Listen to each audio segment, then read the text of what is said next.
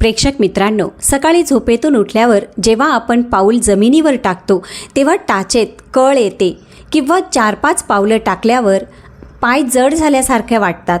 थोडंसं काम केल्यावर दम लागतो. तर हे सगळंही तुम्हाला जाणवतं का? अनेक जण अशा वेळी हे फक्त वय वाढण्याचं कारण समजतात आणि हळूहळू या त्रासाला आपण सवय समजून घेतो. पण खरं सांगायचं झालं तर शरीरात होणारे छोटेसे बदलही काहीही कारण नसताना होत नाही. हे आपल्याशी काहीतरी महत्त्वाचं बोलायचं प्रयत्न करत असतात. शरीर आपल्याला काहीतरी सांगायचा प्रयत्न करतो. आज मी तुम्हाला एक अत्यंत महत्त्वाची गोष्ट सांगणार आहे. पायात येणारी कमजोरी किंवा थकवा, त्याचबरोबर होणाऱ्या वेदना हे फक्त वयाचं लक्षण नाही. हा तुमच्या शरीराचा स्पष्ट इशारा आहे. शरीर आपल्याला काहीतरी सांगतंय, माझ्याकडे दुर्लक्ष करू नका, मला काहीतरी कमी पडतंय. हाडे, स्नायू, सांधे आणि रक्ताभिसरण यामध्ये कुठेतरी पोषणाची, हालचालींची किंवा काही सवयींची कमतरता निर्माण झाली की मग असे संकेत मिळू लागतात. योग्य वेळी हे संकेत ओळखले नाहीत तर पुढे त्रास वाढत जातो. पण प्रेक्षक मित्रांनो, आनंदाची गोष्ट अशी की यावर उपाय ना फार महागडे आहेत ना महागडी औषधं आहेत. प्रेक्षक मित्रांनो, चॅनलवर नवीन असाल तर व्हिडिओला लाईक, चॅनलला सबस्क्राईब अवश्य करा. तसंच बेलायकनसुद्धा प्रेस करा आणि हाईप करायला विसरू नका. आपले पाय म्हणजे केवळ आपल्याला एका ठिकाणाहून दुसऱ्या ठिकाणी नेणारे अवयव नाही, तर संपूर्ण शरीराचा तोल, ताकद आणि आधार याच पायांवर अवलंबून असतो. आपण उभे राहतो, चालतो, काम करतो किंवा धावतो, हे सगळं पायांच्या मदतीनेच शक्य होतं. पायांमध्ये हाड, स्नायू, नस, रक्तवाहिन्या आणि सांधे यांचे अतिशय सूक्ष्म आणि अचूक समन्वयाने काम चालू असतं. त्यामुळे जेव्हा पाय कमजोर होऊ लागतात तेव्हा त्याचा परिणाम फक्त चालण्यावरच नाही तर संपूर्ण शरीराच्या कार्यक्षमतेवर देखील दिसून येतो. अनेकदा लोक पाय दुखणं, जडपणा किंवा थकवा याकडे दुर्लक्ष करतात. पण प्रत्यक्षात हे शरीर गंभीर इशारे देत असतं. वय वाढत गेल्यानंतर पाय कमजोर होण्यामागे सर्वात मोठं कारण म्हणजे शरीरातील पोषक तत्वांची कमतरता. कॅल्शियम, मॅग्नेशियम, प्रोटीन आणि लोह ही मूलभूत तत्व जर पुरेशा प्रमाणात मिळाली नाही तर हाडांची घनता कमी होऊ लागते आणि हाडं आतून पोकळ तसेच ठिसूळ होऊ लागतात. त्याचबरोबर स्नायूंना आवश्यक असलेले प्रोटीन न मिळाल्यामुळे स्नायू लवकर थकतात, ताकद टिकून राहत नाही आणि छोट्याशाच काम केल्याने पायामध्ये गोळे येऊ लागतात. अनेकांना वाटतं की ही समस्या फक्त म्हातारपणात येते, पण चुकीचा आहार, पचनाच्या तक्रारी आणि जीवनशैलीमुळे सुद्धा कमतरता अगदी मध्यम वयातही दिसू लागते. दुसरं महत्त्वाचं कारण म्हणजे शरीरातील आतली सूज, ज्याला वैद्यकीय भाषेमध्ये इन्फ्लेमेशन असं म्हणतात. ही सूज बाहेरून दिसत नाही, त्यामुळे अनेक लोकांचा तिची जाणीवसुद्धा होत नाही.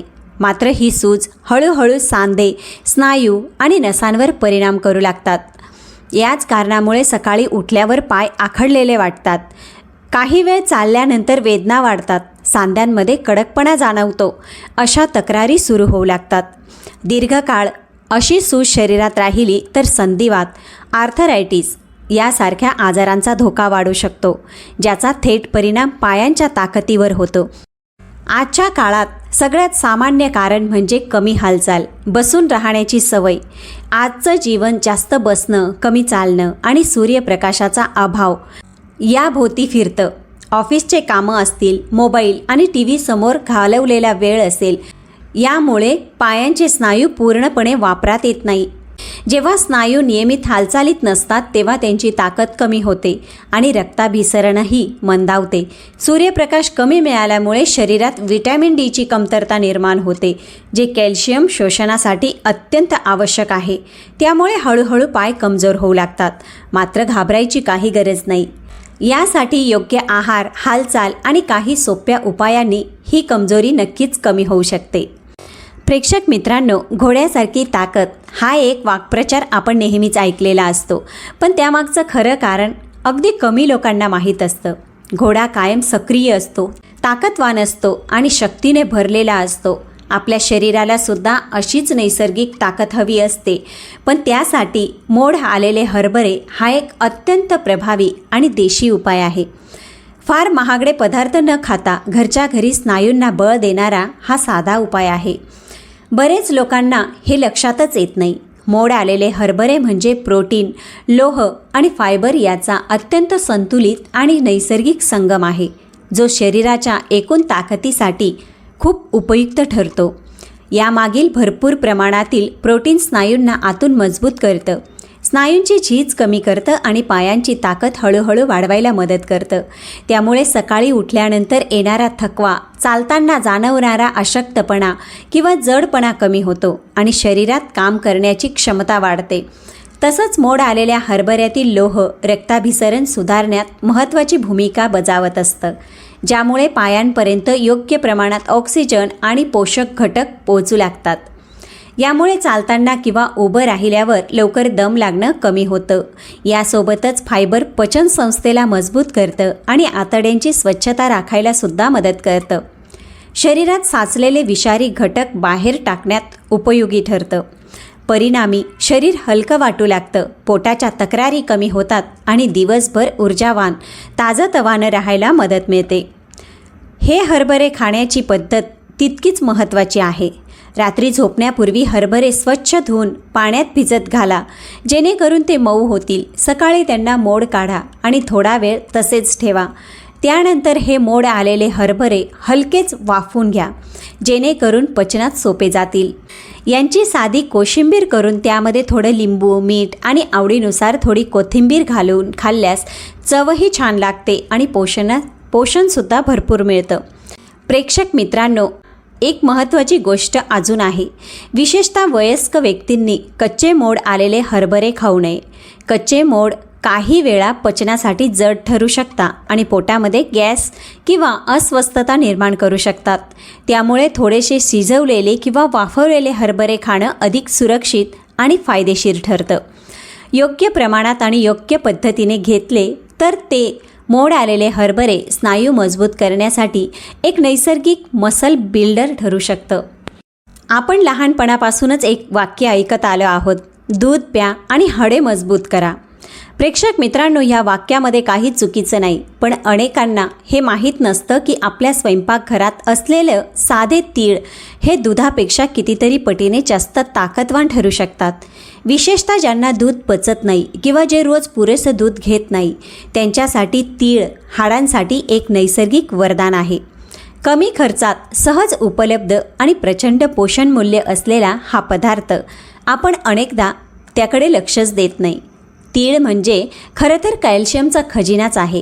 त्यासोबतच त्यामध्ये मॅग्नेशियम, फॉस्फरस आणि झिंकसारखी महत्त्वाची खनिज मोठ्या प्रमाणात असतात.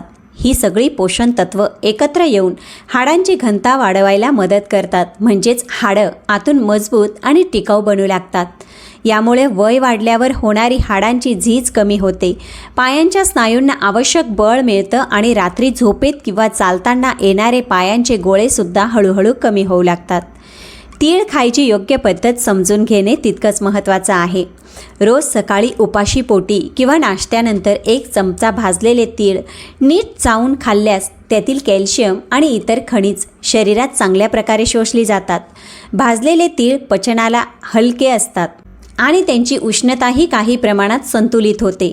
हिवाळ्याच्या दिवसांमध्ये गुळासोबत तीळ खाण्याची आपली परंपरा ही केवळ चवीनुसार नाही, तर आरोग्याच्या दृष्टीने देखील फार मोठी देणगी आहे. इथे एक महत्त्वाची गोष्ट आहे.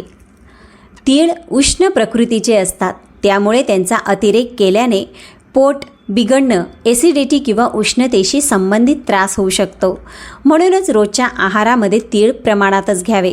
योग्य प्रमाण, योग्य वेळ आणि योग्य पद्धतीने घेतले तर तीळ खरंच कॅल्शियम बॉम्ब आहे आणि हाडं, सांधे व पायांची ताकद वाढवण्यात मोठी मदत करतात. आयुर्वेदामध्ये मेथी दाण्यांना सांध्यासाठी एक अत्यंत प्रभावी औषधी मानलं गेलं आहे आणि यामागे ठोस कारण आहे. अनेक वर्षापासून सांधेदुखी, गुडघेदुखी, सूज आणि हालचालींमध्ये येणारा त्रास कमी करण्यासाठी मेथीचा उपयोग केला जातो. विशेषतः वय वाढल्यानंतर किंवा सतत उभं राहणं, चालणं, कामाचा ताण यामुळे जेव्हा सांधे थकतात तेव्हा मेथी दाणे शरीराला आतून आधार देण्याचं काम करतात.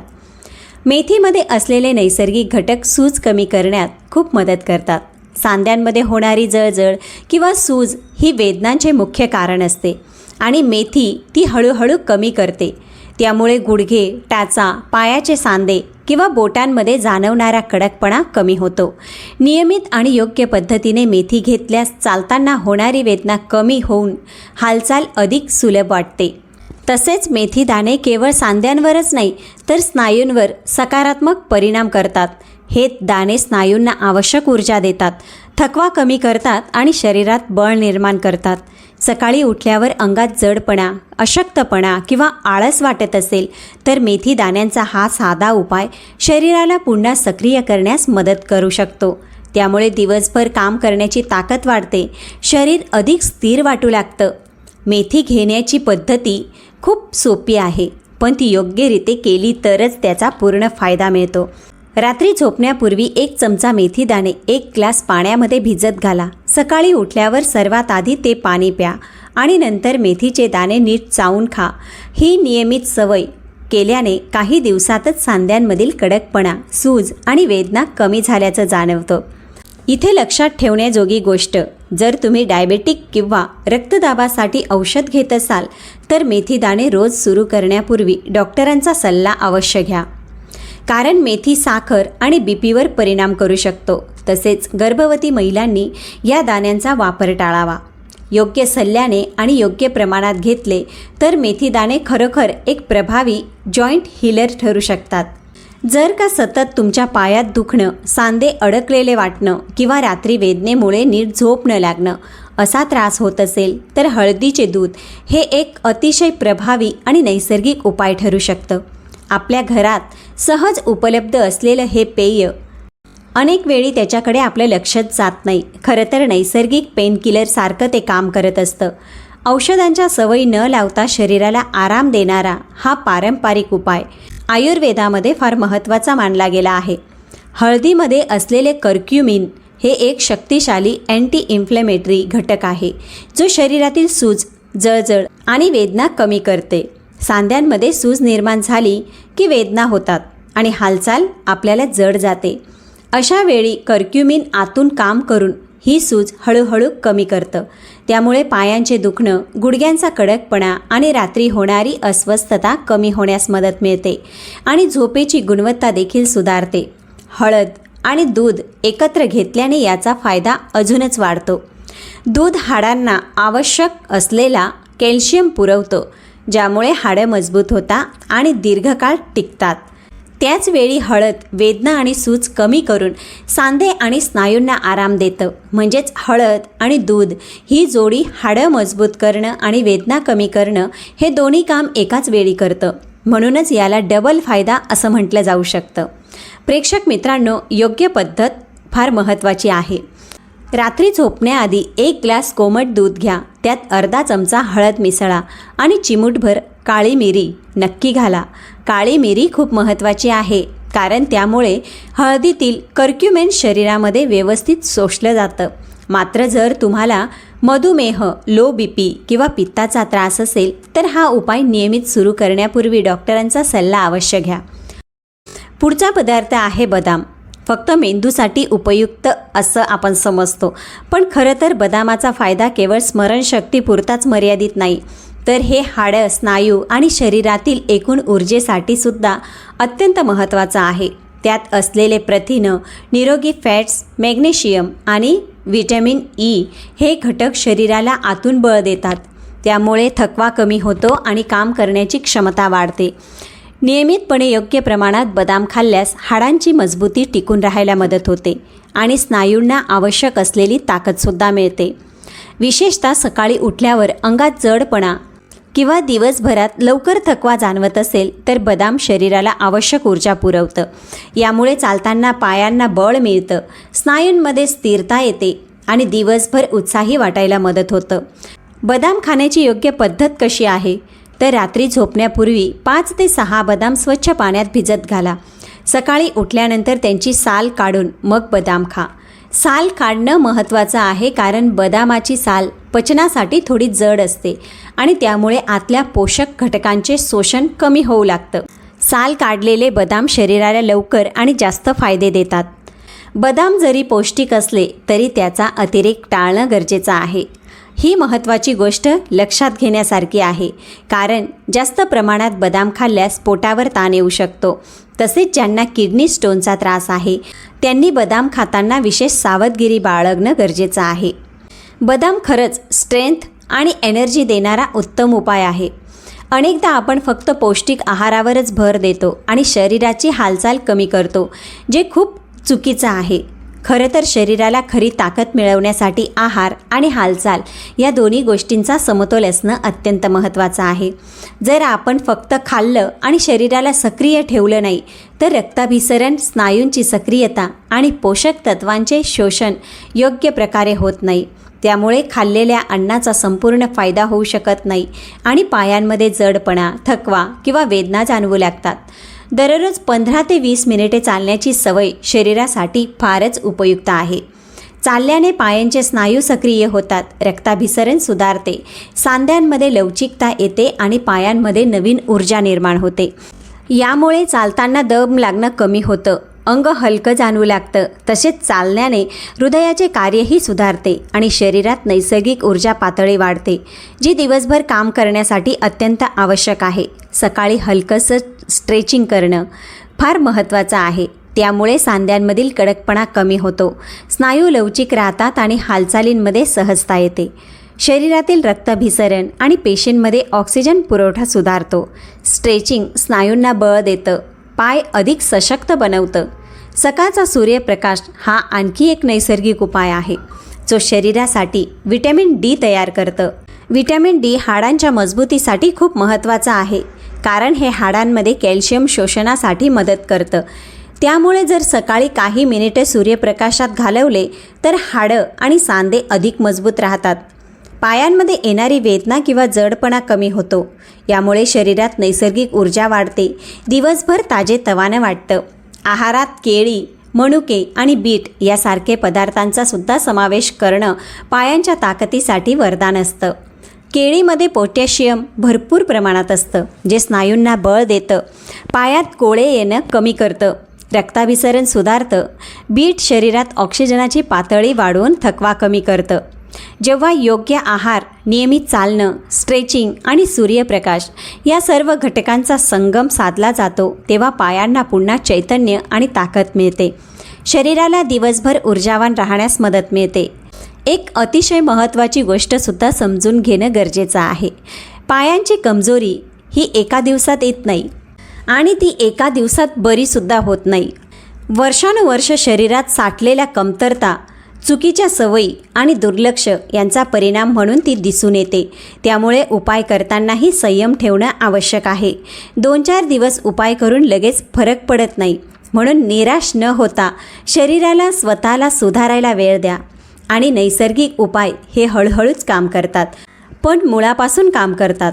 अनेक लोक एक मोठी चूक करतात, ती म्हणजे फक्त वेदना कमी करण्यावर लक्ष देतात.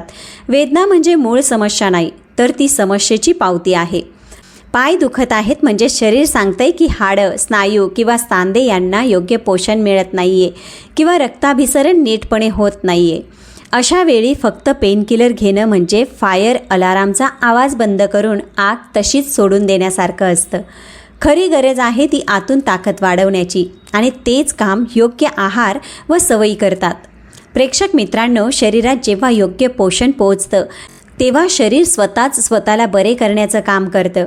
योग्य प्रमाणात प्रोटीन मिळालं की स्नायू दुरुस्त होतात, कॅल्शियम आणि व्हिटॅमिन मिळालं की हाडं मजबूत होतात, सूज कमी करणारे घटक मिळाले की सांध्यावरचा ताण कमी होतो.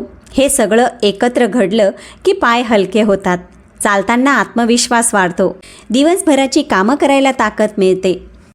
म्हणजेच उपाय हे पायांसाठी नाही तर संपूर्ण शरीराच्या आरोग्यासाठी फायदेशीर ठरतात. पाय हे आपल्या शरीराचा पाया आहेत, पण जर पाय कमजोर असतील तर त्याचा परिणाम गुडघे, कंबर, पाठ यावरही होतो. अनेक लोकांना कंबरदुखी किंवा पाठदुखीचं मूळ कारण पायांची कमजोरी असू शकतं हे माहीतच नसतं. त्यामुळे पाय मजबूत करणं म्हणजे फक्त चालणं सोपं करणं नाही, तर संपूर्ण शरीराला आधार देणं आहे. म्हणूनच ह्या उपायांकडे तात्पुरता इलाज म्हणून न पाहता दीर्घकाळासाठी गुंतवणूक म्हणून पाहायला हवं.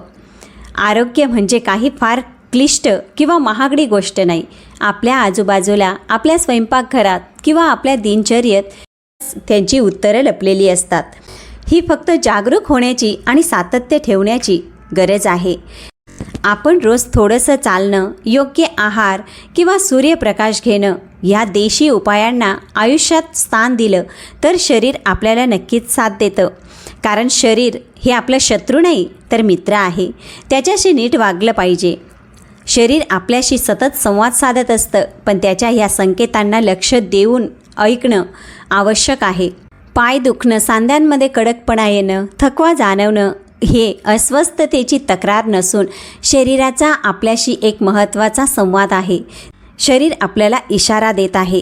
अनेकदा आपण ह्या लहान लहान संकेतांकडे दुर्लक्ष करतो, पण जर त्याला योग्य वेळेत ओळखलं आणि त्यावर योग्य पद्धतीने उपाय केला तर आपण आपल्या शरीराला दीर्घकाळ निरोगी ठेवू शकतो. पायांमध्ये येणारी कमजोरी किंवा वेदना म्हणजे शरीरातील स्नायू, हाडं आणि सांध्यांमध्ये काहीतरी कमतरता आहे हे सांगण्याचा एक मार्ग आहे. त्यामुळे फक्त औषधांवर अवलंबून राहण्यापेक्षा आहार आणि जीवनशैली सुधारण्यावर भर देणं अधिक उपयुक्त ठरतं. योग्य प्रमाणात पोषक आहार घेणं, दररोज हलकासा व्यायाम करणं किंवा चालायला जाणं, स्ट्रेचिंग करणं, सूर्यप्रकाश घेणं हे सगळं मिळून शरीरामध्ये ऊर्जा, स्नायूंना बळ आणि हाडांना मजबूती देतं. आजपासून आपल्या जीवनशैलीमध्ये थोडा बदल करून पाहिला तर परिणाम हळूहळू दिसायला लागतात. आहार सुधारून, नियमित हालचाल वाढवून आणि नैसर्गिक साध्या उपचारांवर विश्वास ठेवून आपण औषधांच्या खोराकावर अवलंबून न राहता शरीराला योग्य ताकद देऊ शकतो. पाय दुखणे कमजोरी नसून एक इशारा आहे आणि ते समजून घेतल्यास आपले शरीर अधिक मजबूत, सक्रिय आणि ताजेतवाने राहू शकतं. प्रेक्षक मित्रांनो, हा व्हिडिओ तुम्हाला आवडला असेल तर लाईक अवश्य करा, चॅनलला सबस्क्राईब करा आणि बेलायकनसुद्धा प्रेस करा. तसंच हाईप करायलासुद्धा विसरू नका. तुम्ही आमचा व्हिडिओ कोणत्या शहरातून बघत आहात कॉमेंटमध्ये नक्की सांगा. चला तर भेटूया पुढच्या व्हिडिओसोबत.